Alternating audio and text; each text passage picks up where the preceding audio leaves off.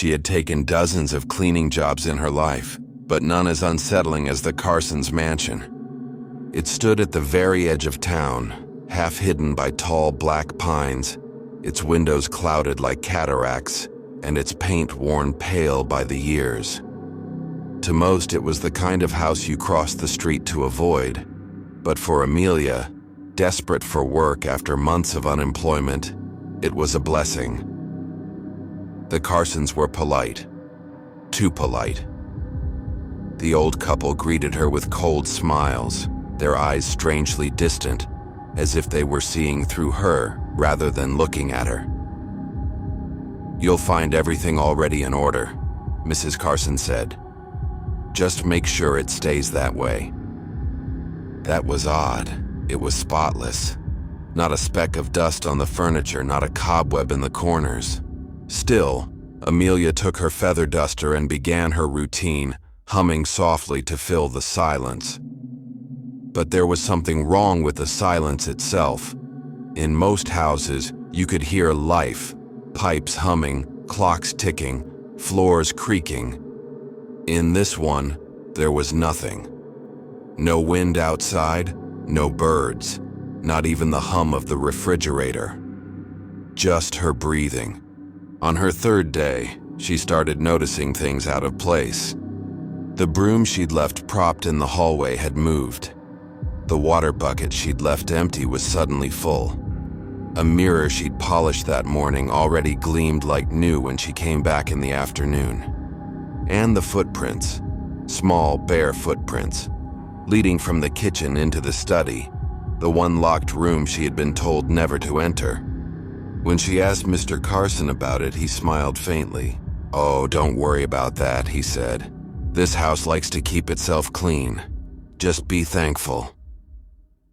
Then he handed her pay for the week and asked her to come earlier on Monday. That night, Amelia lay awake replaying his words. The house likes to keep itself clean. What did that even mean? By the next morning, curiosity won. She arrived before sunrise and went straight to the study. The door was slightly open this time. Inside, the smell hit her first. Sharp bleach mixed with something faintly metallic. There was only one chair in the center of the room, facing a large, dust-covered mirror. The carpet was uneven beneath her shoes, and when she looked down, she noticed dark stains beneath the fabric. Stains that bled upward, as if from underneath the floorboards. She crouched, trembling, and pulled up a corner of the rug. Something gleamed. A handle. A trapdoor. The moment she touched it, a whisper echoed in her ear. Soft, breathy, feminine. "Don't disturb me." She froze, turned, but saw no one. Her heart thudded as the mirror across the room flickered, not reflecting her, but showing something else. A figure. Another woman, wearing a maid's uniform identical to hers, mopping the same floor. Except this maid's eyes were hollow sockets and her hand was dripping red. The mirror went black. Amelia stumbled out of the study, slamming the door behind her, her breath ragged. She ran to her car and didn't look back. That night, she told herself she was done. But at 2 a.m., her phone buzzed. A known number. "You missed a spot." The next morning, she returned to collect her things from the agency, only to find out the Carsons had already paid her, not just for the week, but for every night since. They'd written a note, too. "Thank you, Amelia.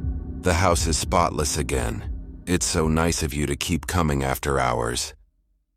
But she hadn't. Still, her mop was gone from her car, and that night, when she looked out her apartment window, she saw headlights moving up the lonely road toward the Carsons. The house waited for her at the end of a long dirt road, hidden behind crooked birch trees that scraped against the roof like fingers. Sarah had never seen a home so large or so quiet. When she stepped out of the taxi, even the driver refused to wait. "That place gives me the shivers," he muttered, speeding away. She stood before a tall iron gate and the sign nailed to it in flaking paint, the Abernathy House. It looked abandoned from a distance, but as she approached, a light flickered behind an upstairs curtain. Brief, as though someone had been watching her and quickly stepped back. She was only 24, broke, and desperate. The agency had promised steady work, a private room, and generous pay. Just some old money folks needing help around the house, they'd said. Easy work, good people. But they hadn't mentioned the location or the strange condition in the ad. Must be comfortable working nights. An elderly woman with sharp eyes opened the door before Sarah could knock. "You must be the maid." Her voice was firm, not unkind, but carried the weight of authority. "Come in. I'm Mrs. Abernathy. My husband is upstairs.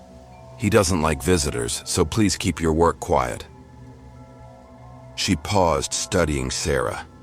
"You'll sleep in the nanny's quarters, end of the East Hall."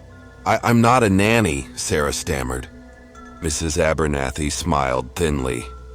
"No, but the room remembers one." The mansion smelled of wax and lavender polish. Portraits stared down from every wall.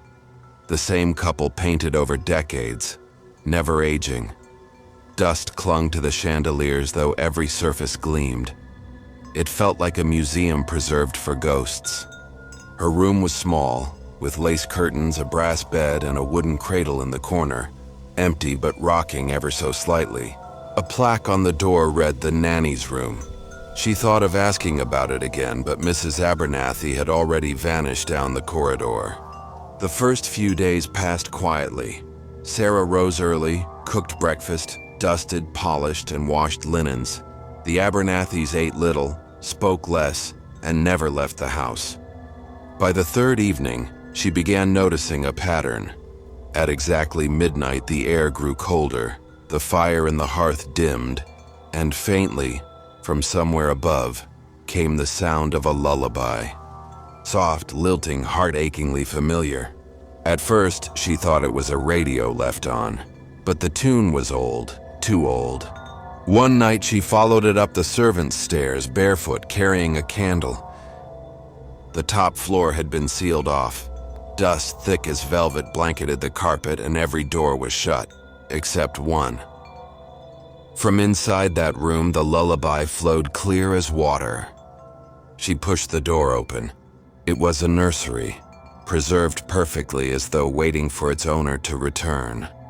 A rocking chair faced the window, moving gently though the air was still. The cradle swayed, creaking softly. Toys lay scattered in careful disarray. A doll with one eye missing, wooden blocks spelling Emily, and a small stuffed bear, its fur matted dark. When Sarah stepped forward, the candle flickered. The walls, painted with clouds and birds, seemed to ripple like a reflection in water. Then she saw the shadow, small, child-sized, pass across the wall behind her. She turned sharply, nothing. She whispered into the dark, "Is someone here?" The cradle stopped, and a tiny voice answered, close enough to feel the breath of it. "You're late for my story." The candle went out. She woke in her own bed. Morning sunlight poured through the window. A dream, she told herself, just a nightmare from exhaustion. But the soles of her feet were gray with dust. When she went to clean the upper hall later that day, Mrs. Abernathy appeared suddenly, blocking her path. "That floor is closed," the old woman said sharply. "I heard something last night," Sarah said. "A child." Mrs. Abernathy's expression changed, a quick flicker of pain. "You heard nothing. You will stay out of that room. Understood?" Her voice broke slightly. "She doesn't like strangers." For days afterward, Sarah avoided the stairs. Yet the lullaby returned each night, growing louder, sweeter, like a mother singing through tears. Then came the crying. Soft at first, then wailing, heartrending, echoing through the vents until dawn. One night, Sarah snapped. She stormed into the hallway shouting, "Enough!" The sound stopped instantly. Then, from the darkness of her room, came a small knock from inside the cradle. She didn't move until sunrise. The next morning, she found a tiny handprint on her vanity mirror, the size of a toddler's, smeared in something red. She marched to Mrs. Abernathy's door, demanding answers. "Who's Emily?" she asked, the woman's face drained of color. She gestured for Sarah to sit. "Our daughter," she said quietly. "She died when she was 4. Pneumonia. The nurse who looked after her blamed herself, hung herself in that very room. The cradle never stopped rocking after that." Mrs. Abernathy looked at her with hollow eyes. "We don't speak of it. The house remembers, and remembering keeps her awake." That night, Sarah tried to leave. Her bag was packed, her coat on, her mind made up. But when she opened her bedroom door, the hallway stretched longer than before, impossibly long, the far end swallowed in darkness. A faint light glowed beneath the nursery door, and the voice, small, innocent, desperate, called again. "Don't leave me alone." Her body moved against her will, drawn forward. The door creaked open on its own, revealing the nursery bathed in moonlight. The cradle was still, the rocking chair empty. Then slowly something sat down in it. The wood creaked. The chair began to rock. A pale figure appeared in the reflection of the window, a woman in an old maid's uniform, rope burns dark around her neck, eyes sunken but gentle. She smiled at Sarah. And from the cradle came a whisper. "Thank you for coming back, Nanny." The candle went out. When the Abernathys entered the room the next morning, the bed was neatly made, the maid's suitcase untouched. But the cradle rocked by itself, and on the brass plate of the door, the engraved name had changed. It no longer said Nanny's room. It said Sarah. And if you walk past the Abernathy house on a still winter night, you can hear a lullaby drifting through the upper windows, a woman's voice humming softly, endlessly, to the child that never grew up. Clara never believed in curses, not ghosts, not spirits, not anything that couldn't be cleaned away with soap and determination. She was a housekeeper by trade, a perfectionist by nature, and though life hadn't been kind, she prided herself on leaving every place brighter than she found it. So when she received a letter, yes, a real paper letter, offering employment at the Holloway estate on the coast, she didn't hesitate. Quiet property, long-term maintenance, room provided. The pay was more than generous. The job sounded simple. And the seaside air, she thought, might finally quiet the noise inside her head. The grief she carried since her sister's death last winter. She arrived on a mist-shrouded afternoon. The Holloway mansion rose from the cliffs like something the ocean itself had rejected. Vast, gray, and full of windows that seemed too dark to reflect the sky. Mrs. Holloway, a frail woman with an elegant stiffness, greeted her at the door. "You'll find the work straightforward," she said. "Each room must remain immaculate, especially the mirrors." Clara smiled politely. "Mirrors are easy." The woman's face didn't change. "We'll see." The house felt alive with its own silence. Every corridor gleamed, every carpet seemed freshly beaten, but there was a faint scent under the polish, sea salt and something metallic. And there were mirrors, dozens.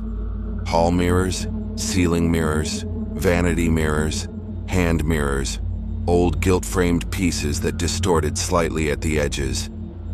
No matter where she stood, she could see herself from several angles at once. At first she found it amusing. "How vain these people must be," she whispered. Until she noticed that sometimes she wasn't alone in them. The first time it happened, she was dusting the East Hall, the longest corridor in the house with 12 mirrors lining each side. As she wiped the 10th mirror, her reflection hesitated a second after she did. Just a heartbeat's delay. She blinked, frowned, and tested it again, raising her hand quickly, Then slowly, the reflection mimicked her, but not perfectly. It was subtle, a twitch too soon, a blink too late. She laughed nervously. It's the lighting, she told herself. Old glass plays tricks. But when she turned away, she could feel it, the prickling certainty of being watched. That night, as the waves crashed below the cliffs, Clara wandered the halls before bed.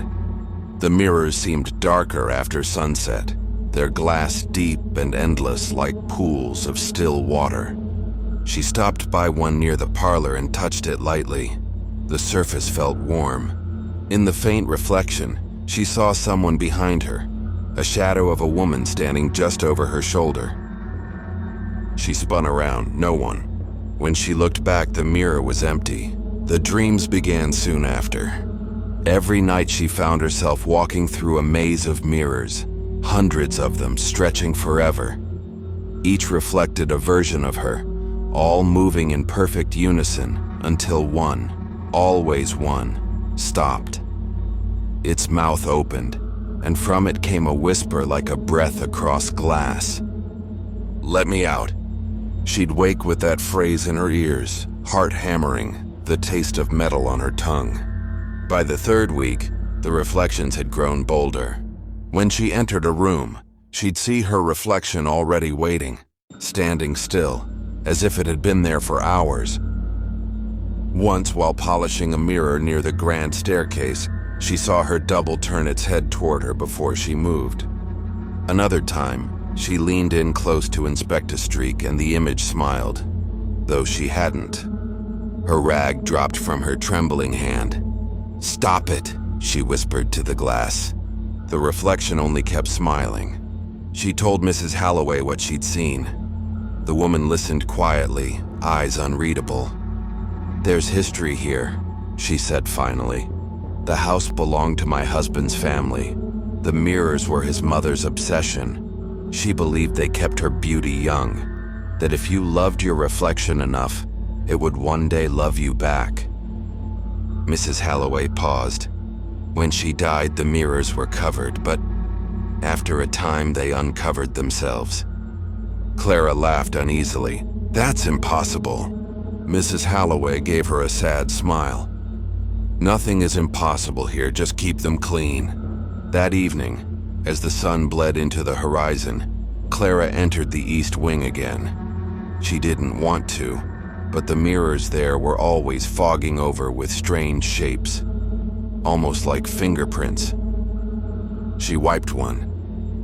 Behind a reflection, another woman's face emerged, pale, sunken, identical except for the eyes. The other Clara's eyes were black. "Who are you?" Clara whispered. The image mouthed something, 3 words she couldn't hear. Then faintly she understood. "You're not real." The lantern flickered. The reflection moved first, slamming both palms against the glass. Cracks spidered outward like veins of frost. Clara stumbled back, heart pounding. And then the mirror went still again. Flawless, untouched. She stopped sleeping after that. When dawn came, she'd find footprints in the dust leading from mirror to mirror, bare feet, matching her size. Her cleaning cloths went missing, then returned neatly folded by her bed. Once, she caught her reflection whispering in the edge of her vision, lips moving soundlessly. She pressed her ear close to the glass and heard breathing. Not her own. On the 7th night, she couldn't take it anymore. She packed her bag and tried to leave. But when she opened the front door, the ocean wind slammed it shut again, so violently the house seemed to shake. Every mirror in the hall vibrated. And then, softly, one after another, her reflection stepped backward out of view, all of them retreating into darkness. When Mrs. Halloway returned from the city 2 days later, she found the mansion spotless. Every surface shone, but the east wing door was locked from the inside. Through the keyhole, she saw something glint, the edge of a mirror, polished so bright it reflected light like water. She called for Clara, no answer. When she peered into the glass, she saw a figure on the other side, smiling faintly. The uniform was clean, the hair neat, the eyes hollow. Mrs. Halloway whispered, "Thank you, Clara." The figure mouthed the same words back. Now, when new maids are hired, they are told the same warning. Never clean the east wing after dark. And yet every morning the mirrors there are spotless. If you look close, you can see fingerprints on the inside. And sometimes, when the house is quiet, a soft voice hums behind the glass, steady, rhythmic, almost content, as though someone on the other side is still working. The house is always immaculate, because the reflection never stops cleaning. Elena Alvarez had always been good at her job. For 15 years, she'd cleaned other people's messes, restored their order, and left without leaving a trace of herself behind. She took quiet pride in it. The rhythm of scrubbing floors, folding sheets, the small satisfaction of perfection. So when she was offered a live-in housekeeping position at the Brookfield estate, a 2-story modern home perched at the edge of a fog-covered hill, she accepted without hesitation. The pay was unusually high. The owner, Mr. Danvers, explained that his wife had recently passed away in an accident, and his teenage daughter, Lily, needed help maintaining the house. Elena smiled kindly. "I understand, sir. I'll take care of everything." He paused before replying. "Just don't go into the basement at night." She assumed he meant it for safety. Old wiring, maybe damp floors. She nodded. But as the days passed, she learned that the warning had nothing to do with safety. Her first few days were peaceful. The house was eerily quiet, but immaculately designed. Pale marble floors, black countertops, and walls that seemed to hum with silence. Each morning she'd make breakfast, dust the furniture, and tidy Lily's room. The girl barely spoke. She had her mother's eyes, dark and full of something heavy, something unsaid. By the third morning, Elena noticed the laundry machine was already running when she came downstairs. She hadn't turned it on. Neither had Mr. Danvers, who had already left for work. Curious, she checked inside once the cycle ended. The machine was filled with wet white fabric, sheets and pillowcases, perfectly clean. But as she pulled them out, she noticed faint red stains swirling in the water. "Rust," she muttered, "old pipes." But when she held the sheets to the light, the stains looked too organic. Too much like blood diluted in bleach. The pattern repeated every morning. Each day the machine finished a load before she arrived. Each time the clothes were wet but spotless. No smell of detergent, only bleach and salt. On the fourth morning, she found something different. A long strand of hair, jet black, tangled and still wet, clinging to the washer door. Her heart skipped. Mrs. Danvers, she remembered, had black hair.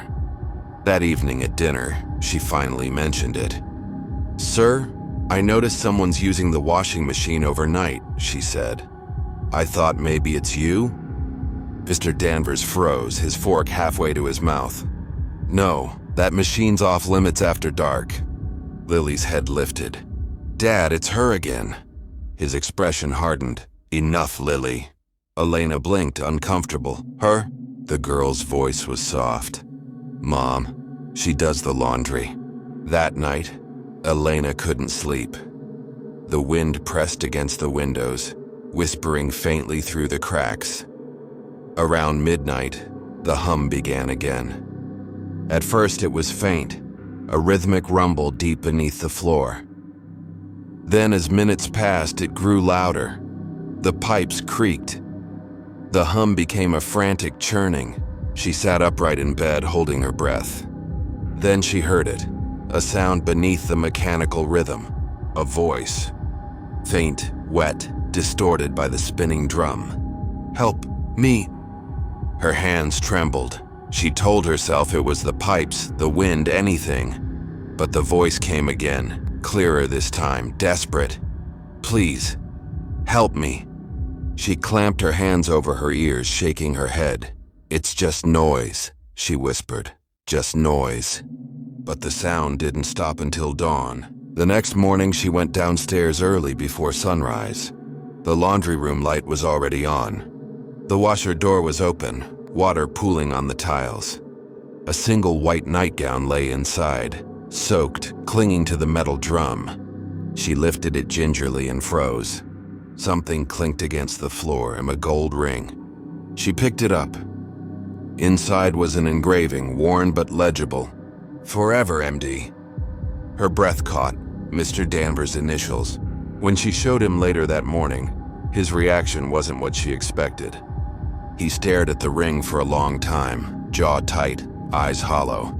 Then he said flatly, "You must have found an old trinket. My wife was cremated."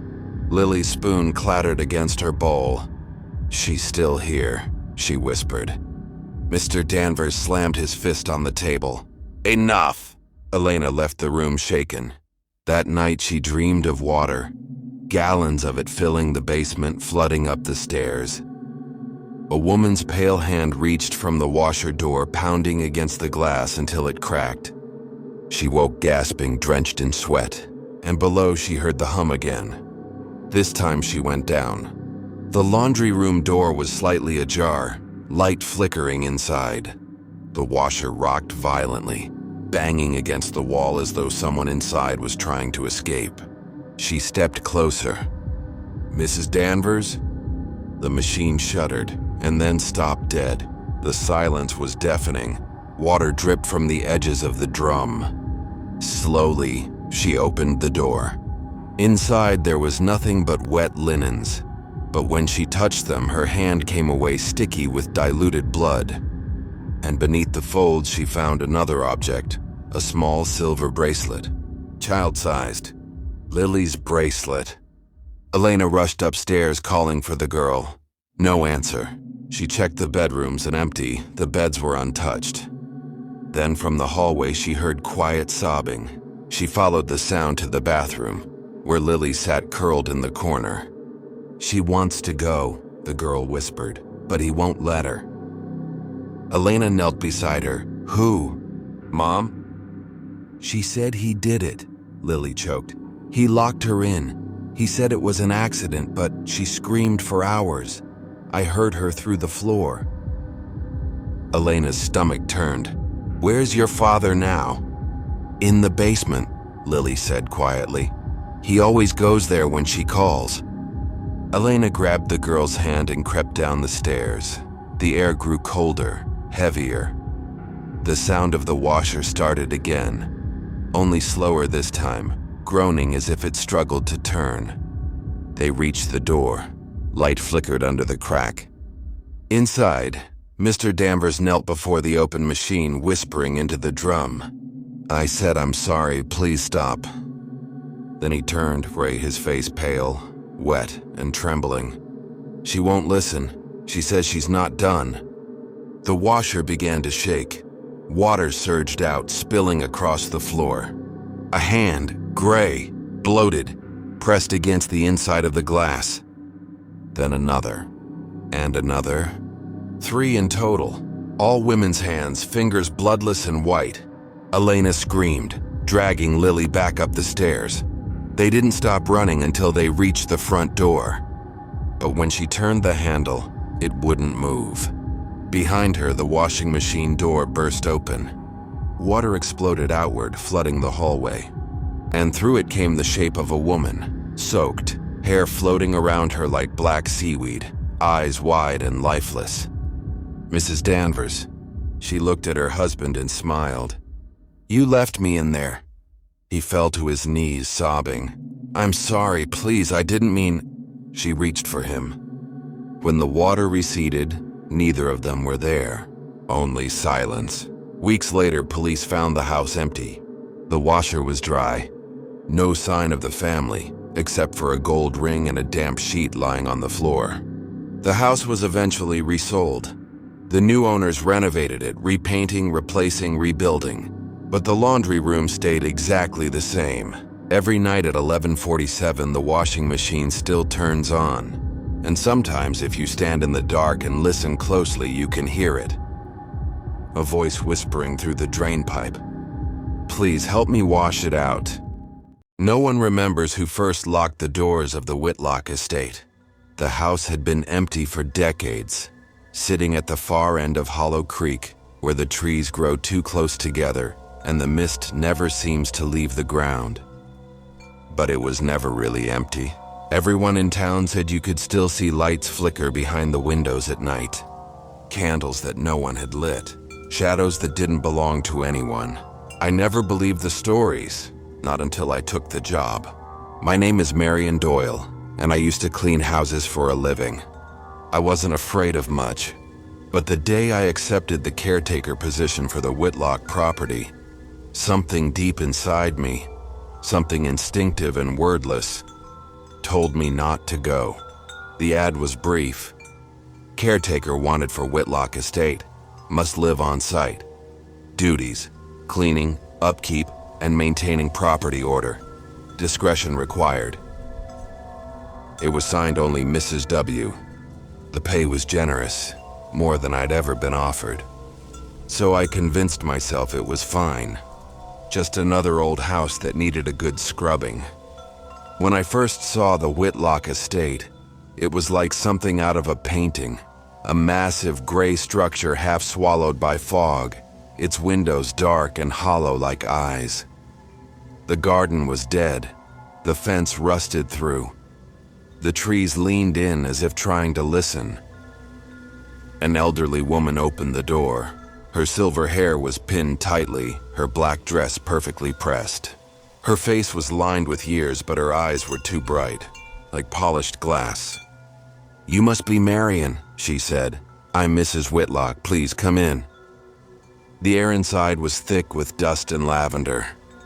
Everything was immaculate, the furniture covered, the portraits shrouded, but there was a strange order to the neglect. Like someone had been cleaning, just very slowly, for a very long time. "I ask only that you keep things neat," she said. "You may use any room except those beyond the west corridor." She paused. Her tone changed, almost like a whisper from another person. "Don't open the door at the end of that hall, no matter what you hear." The first few nights passed without trouble. I worked quietly, polishing wood that didn't need polishing, washing windows that faced the forest. But there were little things, small, unsettling inconsistencies. Each morning, the floors were already swept. The dishes were cleaned before I reached them. And every time I walked past a mirror, there was the faintest delay, a fraction of a second where my reflection didn't follow right away. On the sixth night, I woke to the sound of someone humming, a woman's voice, soft, distant, the kind that might once have comforted a child. It drifted through the house like fog, seeping under the cracks of my door. I followed it down the hall barefoot, holding my lantern. The light trembled over the walls, revealing faded portraits and dust that looked almost like fingerprints. The humming grew clearer as I neared the west corridor. Then I heard something else, a rhythmic, steady brushing sound. When I turned the corner, my breath caught in my throat. At the far end of the hallway, a woman was kneeling on the floor, scrubbing the boards with her bare hands. Her dress was soaked, her hair clinging to her back like wet string. "Ma'am," I whispered. She froze. Slowly, she turned her head. Her eyes were cloudy, gray like ash water, and her mouth was stitched shut with black thread. I stumbled backward, but she didn't move. She only tilted her head and raised one hand, pointing to the door behind her. The West Wing door. Then she vanished. In the morning, I told Mrs. Whitlock what I'd seen. She didn't look surprised. "There was another maid here once," she said, stirring her tea slowly. She insisted on entering the West Wing. She believed it needed cleaning. "What happened to her?" I asked. Mrs. Whitlock's eyes flicked toward the window. "She stayed." Her voice was so calm that for a moment I thought I'd misheard. "Stayed?" "She couldn't leave," she said quietly. "Some people have trouble letting go of their duties." That night I locked my door. But at 3 a.m. I heard it again, the faint brushing sound. This time it came from inside my room. I turned my lantern on. At first I didn't see anything. Then I noticed the footprints, wet, bare, leading from the door to the foot of my bed. The floor glistened faintly in the lamplight as though freshly scrubbed. When I looked toward the mirror, my reflection wasn't alone. Behind me stood the same maid, gray, motionless, her head bent forward as if listening to my heartbeat. The glass fogged over, and scrawled across it, written in dripping letters, were the words, "Clean forever." The next day, Mrs. Whitlock told me I looked tired. She insisted I rest.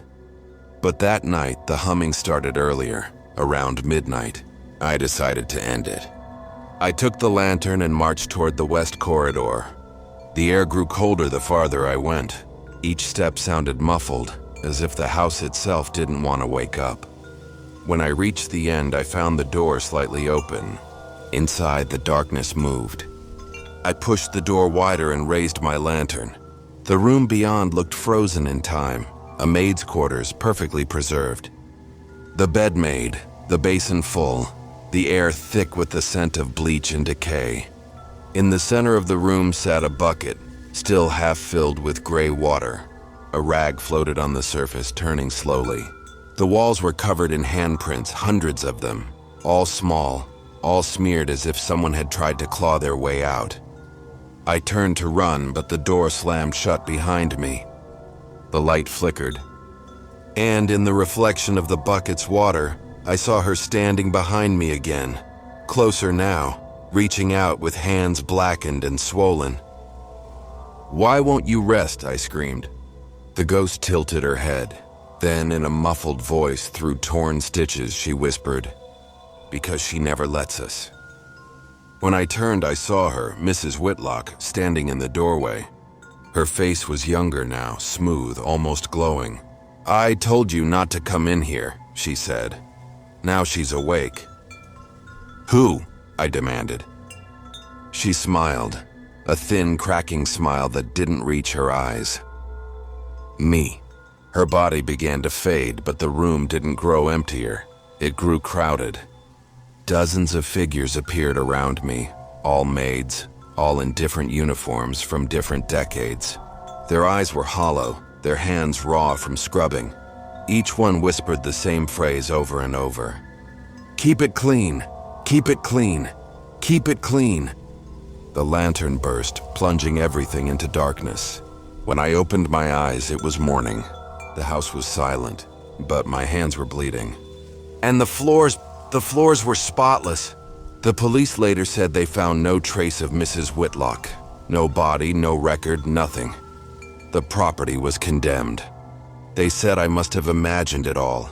The ghosts, the humming, the mirrors.